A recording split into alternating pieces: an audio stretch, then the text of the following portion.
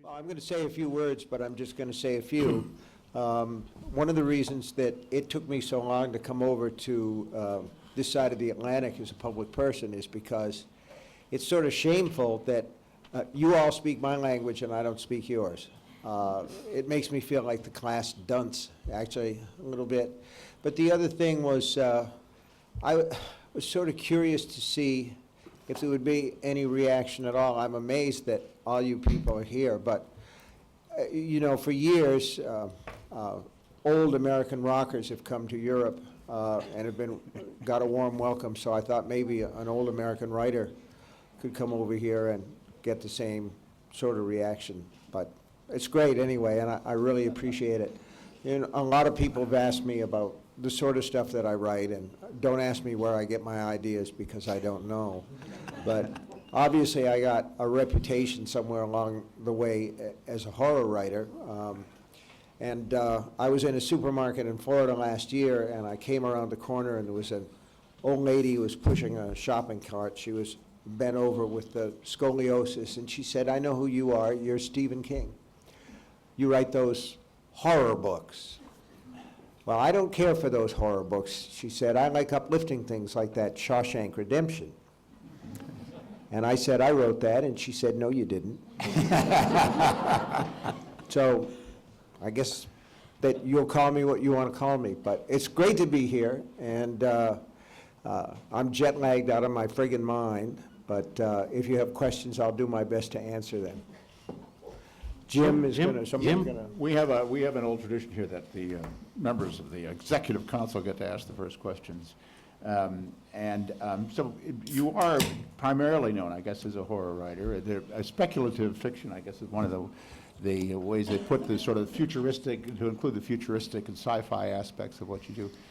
But let me ask you a question I've wondered about as I've read some of your things. As someone who is a master at creating horrifying situations, what's the worst, most horrifying way to die? well, you know, there was a, you might have to help me here, but there was a health food writer some years ago, not Ewell Gibbons, he was the fruit and vegetables man, but there was another guy who is a promoter of healthy living who went on one of the late night talk shows. It happened to be the Dick Cavett show back in the day, and he died on the air. And I think really the worst way I can think to go out would be, you know, if I just suddenly had a heart attack right here. Now, if one of you guys had a heart attack, that would be material.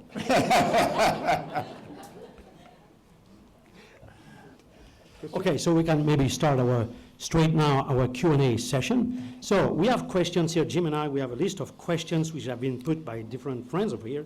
But can start, who wants to put the first question in the auditorium? Okay, go ahead, sir. Before you start your question, tell who you are. Okay. My name is Gorion Delpature. I'm a journalist for the Belgian television and a long-time fan, a book reviewer too. I would like to know, when you wrote Shining in 1977, you had problems with alcohol, and alcohol was a main character of your book. Now, in Dr. Sleep, alcohol is also a main character, but I think that you are drinking Coca Light and not Budweiser.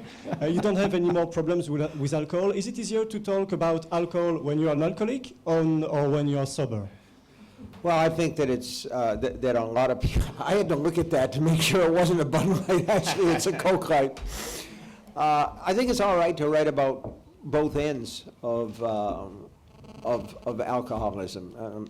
There's certainly no reason why you can't write about alcohol and alcohol addiction as an active alcoholic. Malcolm Lowry did it in Under the Volcano.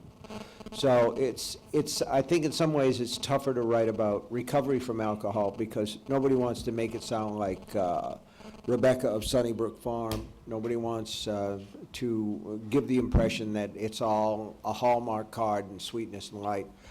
But when I wrote The Shining, I was drinking heavily. Whether or not I was an alcoholic is a judgment that I don't try to make. But I certainly knew the subject of alcohol. And all those years later, the driving force behind Dr. Sleep, I didn't really want to write a tract on alcoholism. I had no interest in that whatsoever. What I wanted to do was reconnect with Danny Torrance, the little boy from The Shining. And I felt that because alcohol addiction is something that tends to run in families, that I would go ahead and let him be an alcoholic and see if he could do a better job than his dad. Question from, where are you from? I'm from China, the Modern Weekly. And very nice to meet you, Mr. Stephen King. And in your fiction, and the supernatural power is one of the most frequent elements. And back to the reality, I'm wondering if you really believe it existed. If you believe so, what kind of power you want to equip yourself? Thank you. If I could have any superpower, like psychic power, what would I like to have? Well, all of them. I'm not sure I would really want to have any. The Shining in that book and in Dr. Sleep is kind of the ability to read minds and know what people are thinking, but I'm not sure that I'd always want to do that because, you know, there's an old English proverb, peek not through a knothole, lest ye be vexed. And I think that if you could hear people's thoughts when they concern you, you might not always hear things that you wanted to hear. So I'm not sure I'd want that. The one power that Danny Torrance has as somebody who shines, and Abra Stone and Dr. Sleep, that I would like to have now that I think about it, is the ability to find lost things. Because I can never find my keys. You know what? I can't find the mustard in the refrigerator. My wife says that men suffer from refrigerator blindness. It's a disease where, you know, you look and you say, honey, I can't find that damn yogurt. And she comes out and it's right there in the front of everything. So I would like to be able to do that. And really, my wife is the one who usually loses things, so I could use that. But the other things, the ability to make people do things, like Carrie White or Abra Stone in this book, I don't think I'd want to have those. That's too much power for a normal person. Go ahead. Yes. Joan Shore, the Huffington. John Shore. Joan Shore, the Huffington Post. Mr. King, as a longtime professional journalist, I'm very concerned about the so-called citizen journalists now, the pseudo-journalists who with an iPad and a camera are putting recklessly anything on the internet. And I'm wondering now with the self-publishing industry, whether we're not going to have a lot of citizen novelists or pseudo-authors who will be flooding the world with a lot of bad writing. How do you feel about that? Interesting question. Did you all hear it? Yes, no, don't care? Well, I care. We have citizen novelists, or we have, you know, DIY novelists right now. The 50 Shades books came out of self-publishing. I think that they started almost as Twilight fan fiction. And there are some other books that have hit the New York Times bestseller lists that are, you know, sort of what I would call mommy porn, that were self-published, and they do well on Amazon. The thing about self-publishing and going through the bookstores is that there are no gatekeepers. There's nobody to stop you and say, you don't really want to do that because it's rife with the passive tense and because it's full of cliches and your grammar is awful, that sort of thing. They just slap it up there and there it is. So I think that it's a case of caveat emptor, let the buyer beware. You can usually, if you go online, you can read a sample, but there's nothing to be done about it, essentially, other than a reading public that is interested in quality, and obviously, not everybody is interested in quality, because the 50 Shades books are, frankly, not very good. And at the same time, they're wildly successful, and publishing is a business. I don't know if that fully answers your question, because I don't think that I have an answer. Next. Next here. Hello. Hi, I'm from France. I'm from French TV. I have a question Which about... TV? France 5. Okay. France 5. France 5. I have a question about Carrie, your first novel being published, and it's also the novel that has been the most adapted. There were 2 movies, 1 TV movie, there was 1 musical, and there's a new movie coming out in France in December. And I was curious, why do you think that? Why is it so appealing today? Do you think that Carrie has become a part of the American culture? Thank you very much. Thank you. I think Carrie has become a part of the American culture. I'm not sure I know why. And the remake of the movie didn't do well in the United States. Didn't do terribly, but it didn't do well. There is a sort of fairy tale quality to Carrie. It was an early book. It was actually supposed to be a short story. At that time, I'd had a lot of success. Well, not a lot of success, but I'd had some success selling short fiction to men's magazines, girly magazines, the ones with the gatefolds in the middle. They've pretty well been superseded these days by the internet, but in those days, they paid a little bit of money anyway. And anything from 2,500 words to 5,000 words would, it would cover the rent for a month, or it would cover the baby's penicillin, amoxicillin, whatever. And Carrie was supposed to be one of those stories, and it started to grow a little bit, and I'd gotten the idea because I'd known a couple of girls like Carrie White. One is a student who was at the bottom of the pecking order, and one is a teacher in the same situation. And as it happened, the first girl, the one that I knew as a high school student, killed herself. She hung herself. And the second one was killed by a car crossing the street from the tavern where she had gotten drunk. These were not happy girls, and I thought just once it would be great to see the worm turn, to see one of these bullied, unhappy, downtrodden kids get their own back. And so I started to write the story, and I really didn't know anything about the beginning of the story, the girls' locker room, and I remember going to my wife and saying, well, these tampons that the girls use, do they get them free, or is it like a Coke machine where you have to put in money to get one out? And she just laughed at me, and she said, let me help you with this, because I'd thrown the little manuscript away. But you're right, it's been done as a movie a couple of times. It's been done as a musical, a big Broadway musical, and then one off-Broadway that was considerably more successful, I understand. I'm waiting for Carrie the Puppet Show, or possibly Carrie versus Children of the Corn, or Chucky, or something like that. I think that would be good. I'd put my money on Carrie. Stephen, you were talking... Jim, you want to pick up some questions? You were talking about the American culture, and I'm just curious what you would have to say about transference from fiction to reality, or reality to fiction. Is it that vicious and horrifying fiction and electronic games and whatnot inspire crimes, or do crimes inspire the fiction? Well, that's like asking which came first, the chicken or the egg. I think that there are people who are set up, who tick away like time bombs, who are going to create violent acts, and one way or the other. And I think that a lot of them take certain concrete inspiration from violent films, violent TV programs. And there's a lot of violent TV in America right now. A lot of violent TV. And from books too.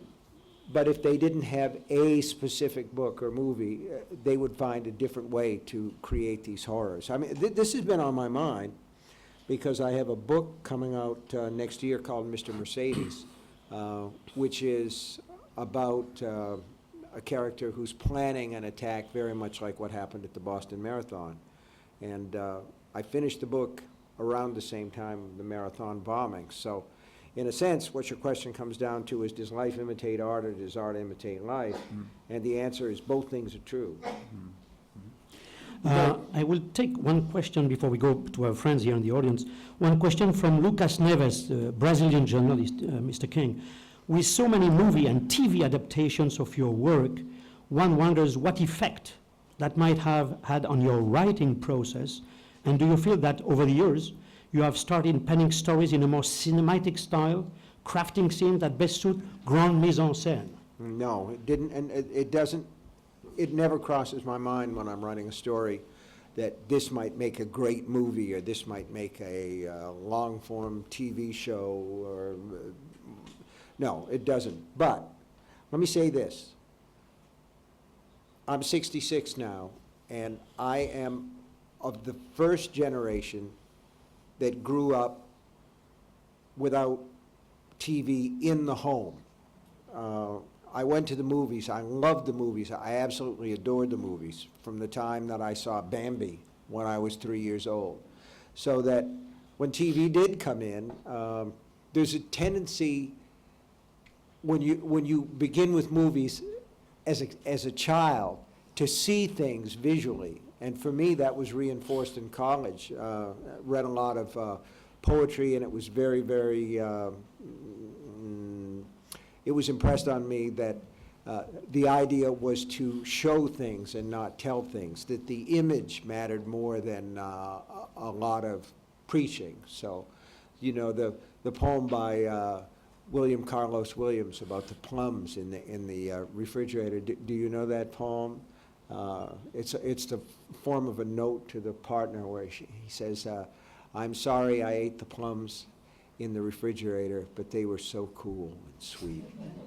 And to me, that sort of sums up what fiction is supposed to do. In other words, it's not supposed to be a storyboard, it's not supposed to be a comic, but it is supposed to give you a visual experience. And if you have a visual experience, you're having an emotional experience. And I like that.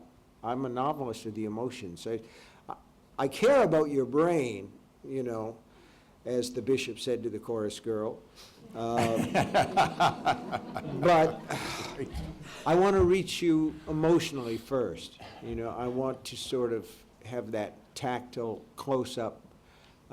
I want to make your flesh creep. I want to make your pulse race. I want to make your eyes tear up, that sort of thing. And then if you come back to the book a second time, you can say, well, what was this about? But to do that, you have to kind of visualize it. So the movies were a big influence on me, and they were a big influence on my writing, but it was never a case of saying, I want to write this book so that it will be a movie. If you do that, the thing's apt to drop dead anyway. Next question. Hi, I'm Gabor from Hungary, from Magyar Narancs. My question is, do you still write to heavy metal? Because you wrote in your book Writing that you write to Metallica. You're asking, do I still write to heavy metal? Yeah. Man, I used to play rock music. My hearing is shot, let's put it that way, you know, because the louder the better, and the rougher the better. And I used to write, when I used to compose that way, but a lot of times I was pretty loaded when I did it. But these days, I usually write in silence and rewrite with a lot of metal playing. I wouldn't say that it's all metal. That wouldn't be fair. Yes, I like AC/DC. I like Metallica, Judas Priest, Anthrax, a lot of metal bands that I like. But I also like James McMurtry and John Prine and people who are sort of on the alt country side. Next. Hello. Yeah, where are you? Sorry, no. Okay. Pascal Yes, from Pascal France 2. Deschamps from France 2. Very simple question. I was very happy to read about Danny Torrance again. I wanted to know, you mentioned it very quickly at the beginning, why you wanted to reconnect with Danny so many years after creating him.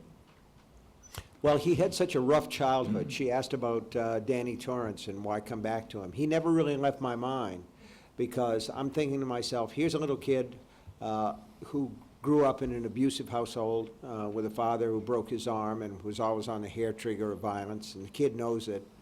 And he was also an alcoholic, child of an alcoholic. You know, in the language of today, that makes him a codependent.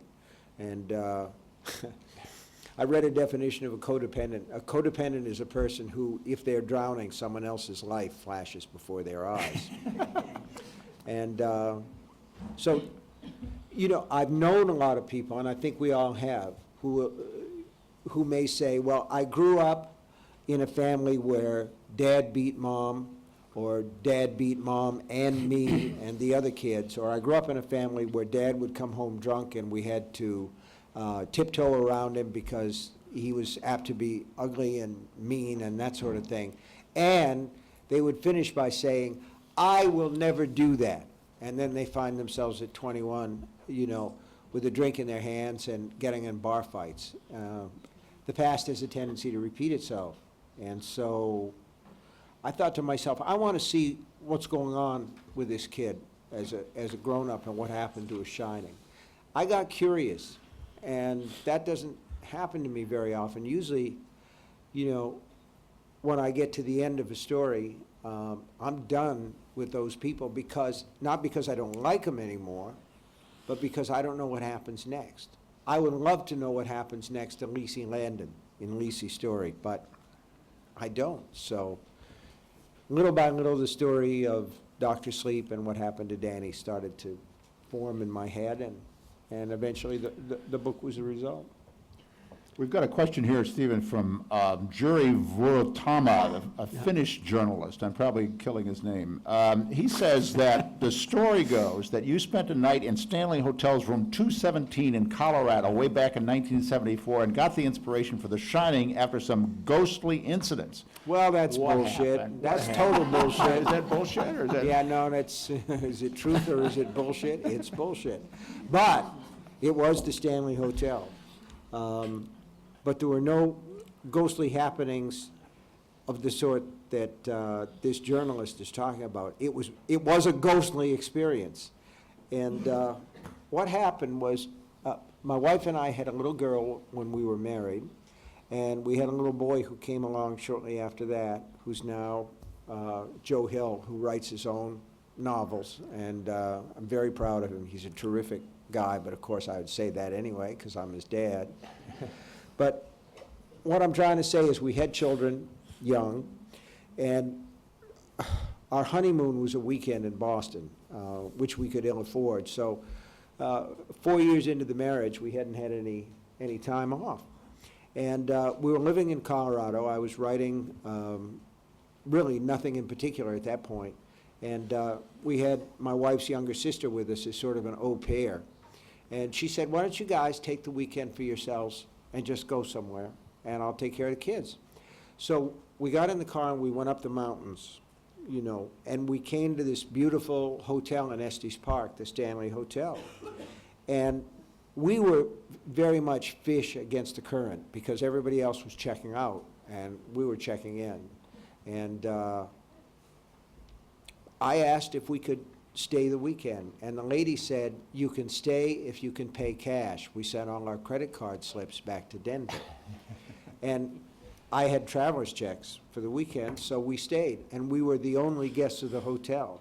And it was creepy because the wind was howling outside, and we went into the dining room, and all the chairs were up on the tables, and the music was piped in, and it was very, very strange. And we had some wine, and we had a nice dinner, as nice a dinner as you can have when you're in this huge dining room and there's nobody else there. And my wife went back to the room, and I stayed and soaked up the atmosphere a little bit, and then I started back to the room where we were staying, and I passed one of those old canvas fire hoses on the wall, and I thought, gee, what if that turned into a snake and came after me? And by the time that I got back to our room, I had the whole book in my head, but there were no ghosts or anything, but it was a very interesting and ultimately profitable weekend. Next question? Okay, go ahead. Hello, Alexandre Poncet from Mad Movies Magazine. Thanks for being here, really. Thank you. I've got two short questions. You only directed one feature film in your career. Did you ever want to do another? And do you still write one short movie every year, like you explain in Everything is Eventual? Do I write every day of the year? Was that the question? Every year you explain in the introduction that- a short novel, a short story. Uh-huh. Well, they come when they come. There's no real rhyme or reason for it. I've been fairly fortunate in terms of being able to put together a lot of stories. They don't come as frequently as they used to be. When I was in my 20s and 30s, I always used to feel like my head was jammed with ideas. It was as if somebody had yelled fire in a crowded theater, because I had a lot of stuff going on. And now, having said that, I've completely forgotten the other half of your question. One movie in your career. Did you want to do another one in your career? If I could direct another movie, oh man, yes, I'd love to do it. It was a Maximum Overdrive is a terrible movie, but but you have to keep in mind that when I did it, I was working with an all-Italian film crew, and we didn't understand each other, and I was drunk or stoned for most of the time, but mostly I had no film experience, and so the whole film was like this high-pressure tutorial. And I think I could probably do a better job the next time, but who knows? It would be fun to try it again, though. Yeah. Next, in the bottom yellow, I'm Stefan Alix from INRES and in Découvrez magazine. It seems that you're very familiar with the psychic experience and this world of supernatural. And in the book, Dan, at one moment, is taking care of that lady who is passing away. I was wondering, what do you think it's happening when we are dying? Well, I'm more interested in the actual experience of dying than I used to be, because I'm closer to it than I used to be. And it seems a lot less like an academic subject to me than it did a few years ago. I was talking to my wife the other day and mentioning to her that there's a song by Paul Simon on the album Bookends where there's a lyric that goes, "How terribly strange to be 70. And Paul Simon is now 72, so take that, Paul. How strange do you feel now? So, you know, and of course the Beatles, When I'm 64, which probably seemed like an academic idea to them now. And, Paul McCartney, my wife calls him Old Dog Eyes. He's older than God at this point. So, you know, that does happen. So I'm interested in the subject of dying, but also there's a universality to it. It's the one thing that we all go through, every one of us. There are no exceptions. The only other thing that we all go through, I think, is birth. And after that, it's all up for grabs. But we've all seen birth, and we've all experienced it, and we've lived through it. Nobody's ever come back to talk about the actual death experience. So it's a mystery, and mysteries interest me, so I've written about that, and I guess in an effort to understand it to some degree, yeah. Next. Hi. Where are we heading for here? Okay. My name is Alica Horáčková and I'm writing for Czech Daily. Check. Would you mind speculating what would happen if your wife didn't pick up your manuscript of Carrie from the garbage? I don't know. Frankly, I don't know what would have happened. That was a very fortuitous occurrence. At the time that she picked that manuscript out of the trash and brushed off the cigarette ashes from it, we were living in a two-room apartment. We had no phone, and the book got finished and it got sent out to Doubleday, and the advance on the book was very, very tiny. And about 6 months after it was accepted, and about 2 or 3 months before it was published, my editor from Doubleday called and said, "We've sold the paperback rights to your book." And I said, "Well, that's terrific. How much did you get?" And he said, "We got $400,000. And I said, $4,000? Was that it? Because that figure at least made sense to me, you know. He said, "No, $400,000. And the strength went out of my legs, and I sat down on the floor between the living room and and the dining room of the house where he called me. And I was just stunned. You know, it was like winning the lottery, except when you win the lottery, you don't really do anything except buy a ticket, and I had at least written this book, so I'd done the work. And it was Sunday, and I was in my little town, and the only thing that was open, I thought to myself, I have to buy my wife a present because she rescued this book. I must buy my wife a present. My God, we just made $400,000. You know, I was living at that point on $6,400 a year. We were supporting a family of 4. And I thought, I have to get her something, I must. But nothing's open. But the Rexall drugstore was open, so I bought her a hairdryer. Was the only thing I could think of. But the one thing that I remember most clearly is she had been visiting her mother that day, and she came back in our old wreck of a car. And I said, they sold the paperback rights for $400,000. We're relatively rich. And there was this sort of expression of stark incredulity on her face, and then her eyes filled up with tears, and she just put her hands over her face and wept. And I thought, God, I made a lot of money and I made my wife cry. What could be better than that? You know, I think you said at one point that if you're not writing or reading 4 to 6 hours a day, you really can't call yourself a writer. And one of the things that's most remarkable about your career is how prolific you are. I mean, you must be working on more than one thing at once. And does that ever lead to any confusion when you have different storylines going on in your brain? No, not really. I've got a pretty clear head about what I'm doing, and I'm usually only working on one thing at a time. When I have to work on 2 things at once, it makes me crazy. I hate that.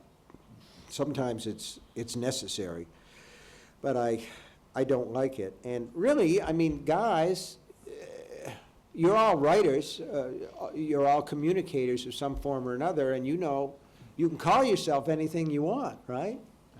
Everybody does. You call yourself an expert, you get on CNN. Oh, snap! We profit from it. So, you know, you can do that, but you can't do it well. You can't really do it well unless you spend a certain amount of time working your craft. Simple as that. It's like anything else. I have 2 questions from Denmark, from Svein Arestrup, and one from South Korea, Seok Jun-yoon, about JFK.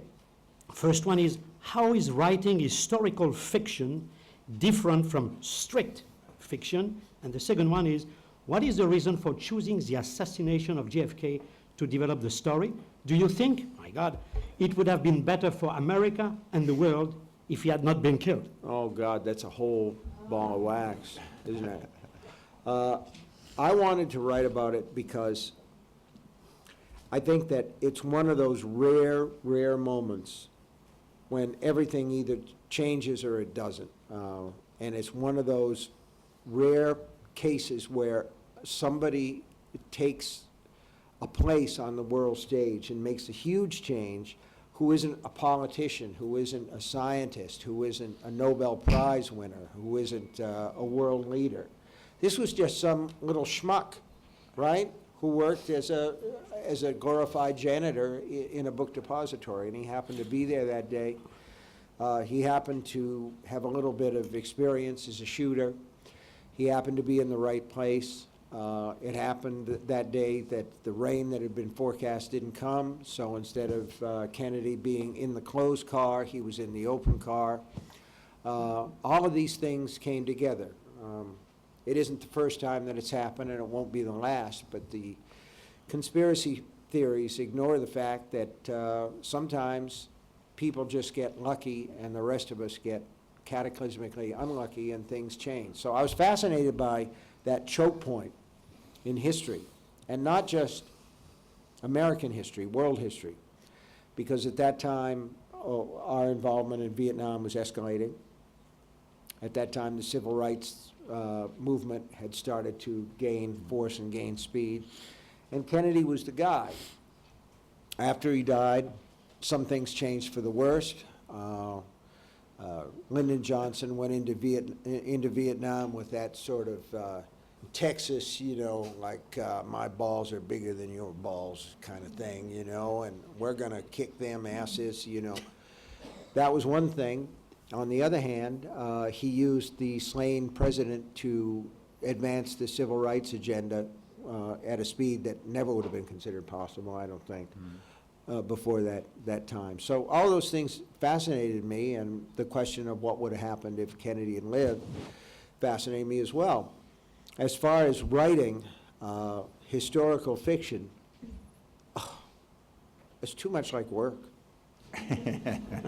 You know, you have to tell the truth about all the background if anybody's going to believe the fictional foreground. And that's not easy. I had a research assistant. I hired a guy that I'd known for a long time to work out some things and get me basically information, but then I have to winnow it for the stuff that matters. And I had to go to Dallas and go to the 6th floor window. There are people who do this book after book, and I just don't understand why. Those Hilary Mantel books, Wolf Hall and Bring Up the Bodies, amazing feats.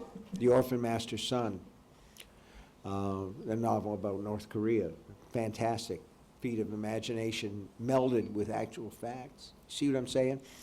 So it was interesting, and it was a challenge, and it gave me a chance to build fictionally on real people like George de Mohrenschildt, who was a shadowy figure in Oswald's background. I don't want to get all technical about this because I'll bore the butts off you guys, but it was a process, I'll tell you, and it was interesting. I loved that book. Next question. Here, we have already put one. Okay, go I ahead. think it's here.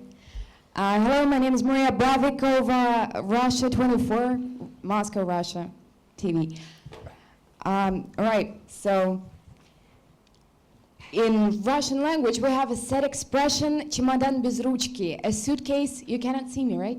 It's a suitcase without a handle, something that is really heavy, really hard to carry around, but you still cannot throw it away. And I think same thing goes with bad memories, traumatizing experiences, and everything like that.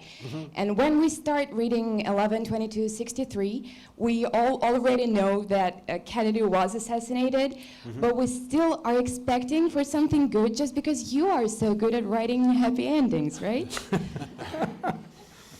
And Well, maybe you haven't read Pet Sematary. That's where the wife comes back from the grave, but. probably thinner is the worst. I've done some happy endings. I think in life, there are more happy endings than sad ones, but that's just me. Do you think the novel has an optimistic ending, and do you think it's ever possible to mend the suitcase? I love that saying. That's terrific. A suitcase without a handle. I'm going to steal that. None of you ever heard me say that. At some point else. No, I would absolutely credit you. We don't know, do we? We don't know what would have happened if Kennedy had lived. Obviously, in the course of 11/22/63, I wanted him to live long enough so that I could peek into the future and see what would have happened if he had have lived. And it seemed to me that the happy ending was to say that if he had lived, things would have ultimately gotten worse. And by writing that kind of story, you're saying something thematically. And the thematic thing, which always sounds worse when it's stated baldly, is that things happen for a reason. And we don't necessarily believe that, but it's certainly more comforting to believe that things happen for a reason, like the assassination of Kennedy. I keep coming back to what an amazing sequence of events led up to that shooting. And there's no wonder that there's conspiracy theories about it, but we'll never know. So it's always going to be a suitcase without a handle. I gave you a handle in 11/22/63. You can carry the suitcase a little ways and maybe open it up and see what's inside. But of course, when you close the book, the suitcase loses its handle again. God, I love that metaphor. We'll be Next. looking for it. Madam, yeah, who, where? Hello, I'm Okay. from the French magazine 30 ans et demi, 30 year and a half. In 22/11/63, the main character. That was a great piece, by the way. That piece in that magazine, boy, I just loved that. I couldn't believe it. Go ahead, I'm sorry. It's okay. I just wanted to basically coo a little bit. Your main character goes back to the past.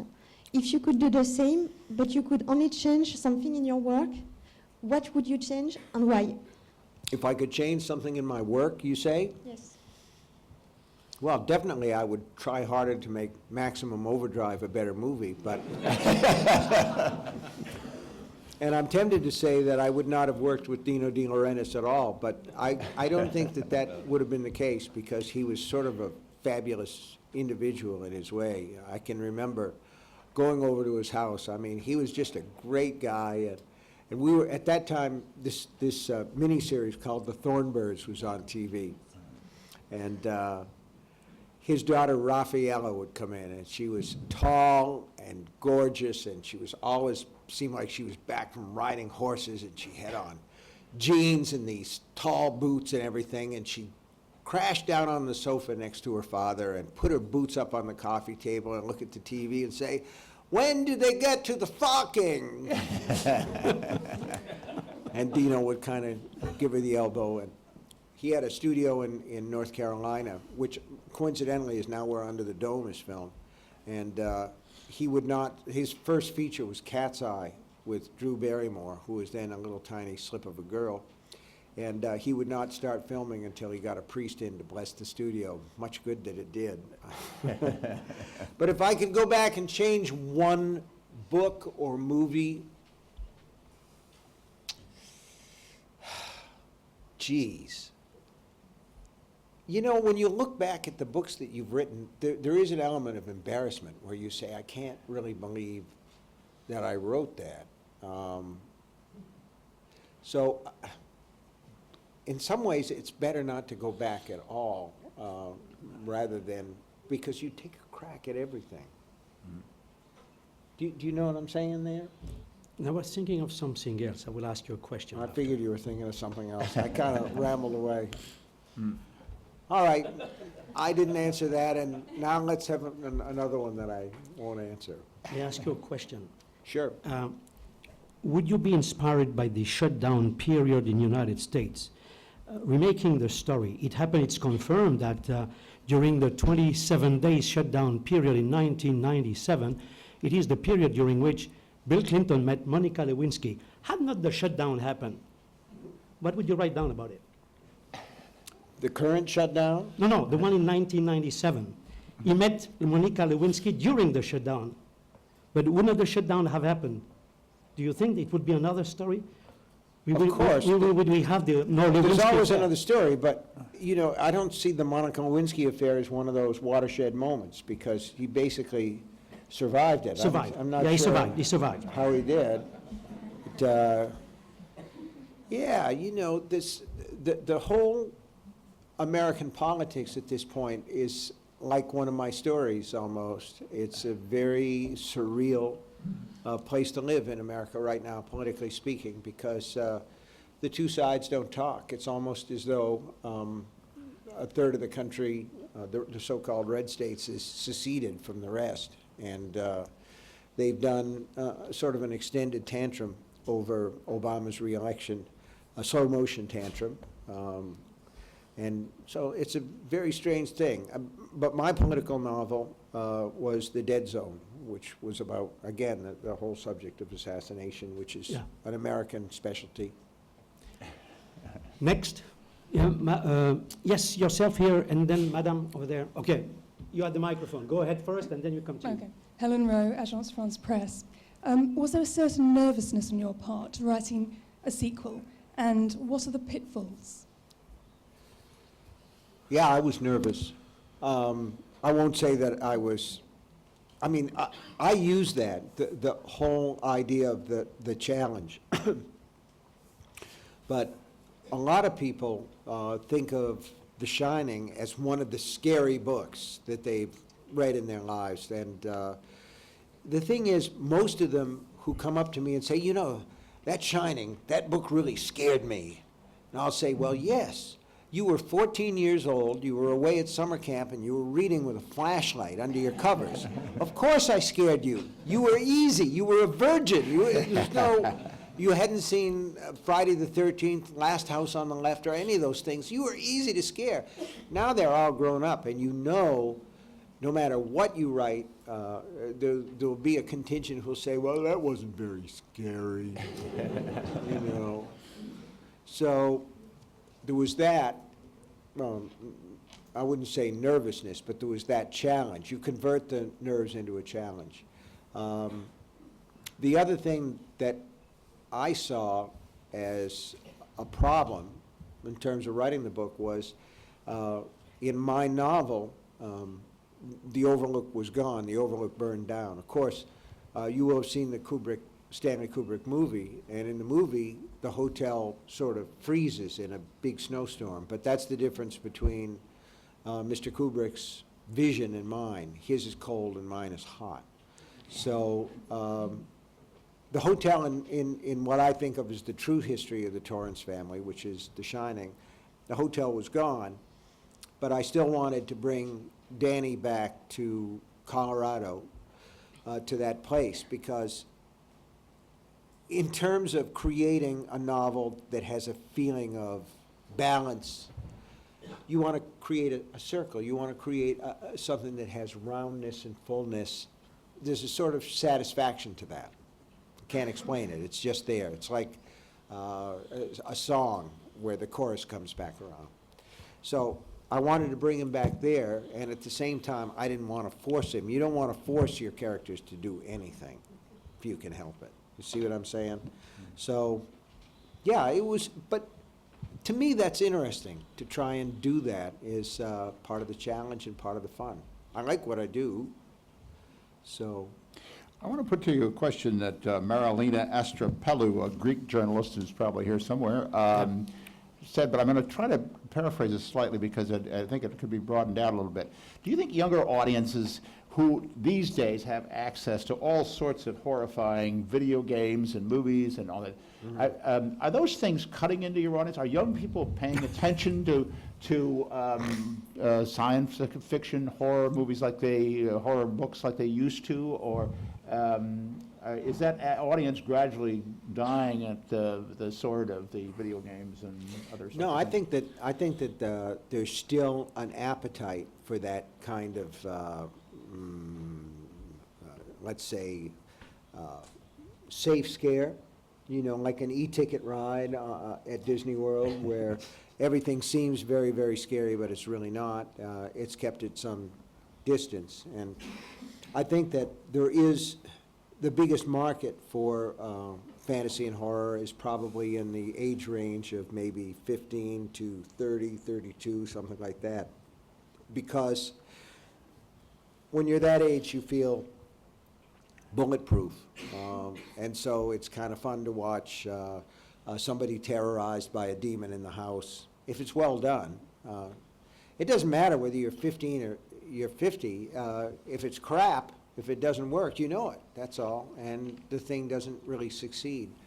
But I think that you have less of a tendency, let's say, to go to a movie and see something that's really scary if you're 50 or 60, because you face some real life horrors by then.